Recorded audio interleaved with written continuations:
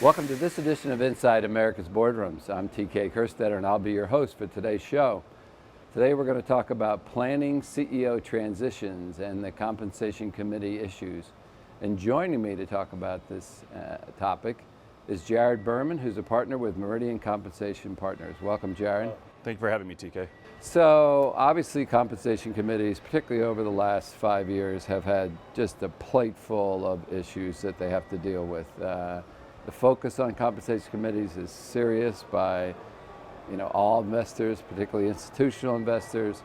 So this idea of thinking ahead and having a good plan for CEO transitions is just one of the many things that a compensation committee has to worry about. That's right, TK. I think the days of compensation committees focusing solely on executive pay issues like base, bonus, and long-term incentives is behind us. Compensation committees now are focused on human resource issues, leadership transition, and succession planning. And I believe that most committees are ready for the situation where a CEO is hit by the bus, or if they have to make a transition due to performance. But it's really, what I'd like to talk about is planning for the outgoing CEO who has spent their past 10 or 15 or 30 years at the company, and they want to do it in a very orderly transition and be fair to everybody that's part of the process. So when we look at that, understanding how each element of the compensation program works and the impact of the CEO sort of making the decision to step down, that seems like the first process to go, is get that timing, get the flow of what's going to happen. That's right. You always start with the contract, right? There's usually an employment agreement that sets out what happens under certain termination scenarios or retirement scenarios, but it's really just the beginning. Understanding what happens with base salary and whether that's continued or stops mid-year. What happens with the bonus? Is the bonus paid on a pro rata or a full basis based on target or actual? But I think really the one that committees are spending the most time on is long-term incentives. I think when retirement plans changed and DB plans, defined benefit plans, and pension plans went away, the notion of what retirement means has sort of gone away with it. Companies haven't done a good job of defining retirement, and they certainly haven't done a good job of defining what happens to equity at retirement. And so many executives get towards the end of their career and find out that a lot of equity will be forfeited. It just simply won't vest, and it will be left on the table. And that usually results in millions of dollars potentially being wiped away. That makes a CEO want to stay longer than maybe the company needs them to or wants them to, and really slows down the transition process.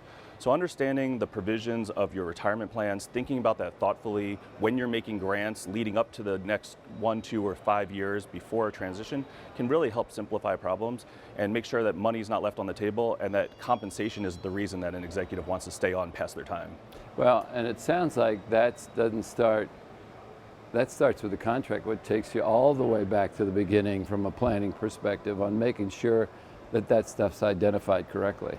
Yeah, so the contract is one place, but really you have an opportunity every single year in a new award agreement to change what happens at retirement or at different transitions. So I don't think that companies should feel like they're boxed in based on an employment agreement. Certainly that lays out severance and other benefits, but really you have a lot of flexibility as a committee to think about how you want to treat equity through the grant of every single award cycle.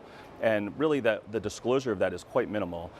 You have to file a new award agreement in your 10K, and you have to disclose it in your proxy, but it doesn't get a lot of attention, so really you have an opportunity to be very thoughtful about it. Well, and it's all about communication with the board and the CEO through that stuff, because that's what makes things go smooth. No communication creates problems. It certainly does. And speaking of communication, it's interesting. I wanted to ask you about the role of the outgoing CEO in the transition of the incoming CEO, particularly in your scenario where you said the CEO has been there for a while. Yeah, that's right. I feel that there are really two issues that committees have to deal with these days. One is the human resource and the business side. The other is the compensation side.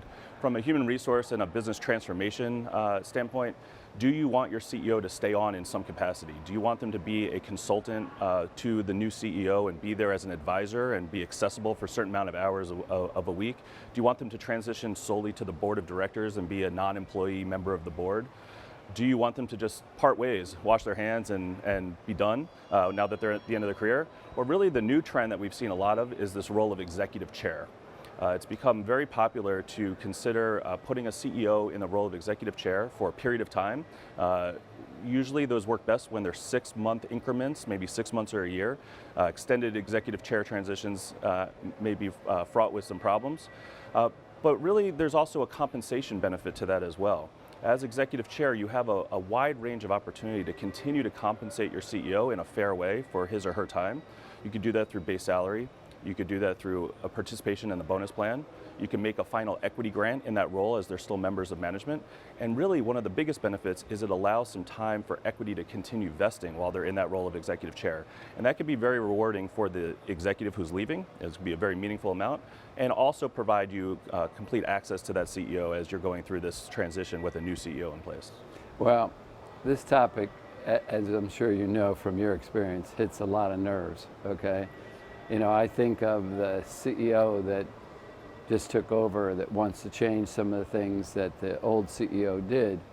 If they're sitting on the board longer than just a transitional period, that, depending on their relationship, can be very awkward, okay? And if you have half the board looking at the old CEO, half the board looking at the new CEO, I mean, every company is unique. Every relationship between the outgoing CEO and the incoming CEO is unique. But it's something that really takes a lot of thought. And I sort of lean to, after the transition, to have the incoming CEO say, what are they comfortable with? Because in the end, it's their show now. That's right. So this conversation has started in the compensation committee meeting, but it always goes to a broader board conversation of what does the leadership structure look like and what's the corporate governance going to look like. We typically help our clients lay out, to your point, specific job responsibilities and expectations of that outgoing CEO, and make sure that everybody is very clear on what role you want to play. For instance, they should move out of the CEO office. They should maybe move off the C-suite floor. They should not be present and be that visible force that they are used to being in the role. And then as it relates to compensation, I think you have to spend a lot of time thinking about what plans do we want them in. For instance, do we want that executive chair to be in the broad executive bonus plan and still act and feel like a member of management? Do we want to tie them to very specific goals like transition and certain objectives that we need to make sure that it's a healthy transition over the next 6 or 9 months? And all of those questions interplay with one another to hopefully get to a successful outcome. So as long as we're talking about sensitive issues, let's talk about another one that's in front of the compensation committee, and that's what's affectionately called, I think, the goodbye kiss.